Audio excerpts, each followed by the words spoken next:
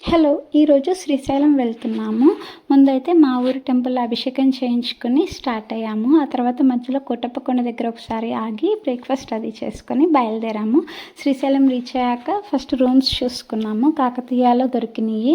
చాలా చాలా రష్‌గా ఉంది. ఇంత రష్‌గా ఉండిద్దని మేము అసలు ఎక్స్‌పెక్ట్ చేయలేదు. రూమ్ అయితే బావుంది.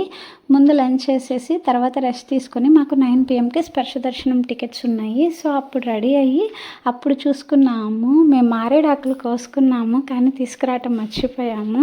అందుకని చామంతి పూలు అవి అమ్ముతుంటే ఆ పూలు అవి కొనుక్కున్నాము. కాసేపు కంపార్ట్మెంట్లో వెయిట్ చేయాల్సి వచ్చింది. అంటే మేము ముందే వెళ్ళాము. అందుకని వెయిట్ చేయాల్సి వచ్చింది.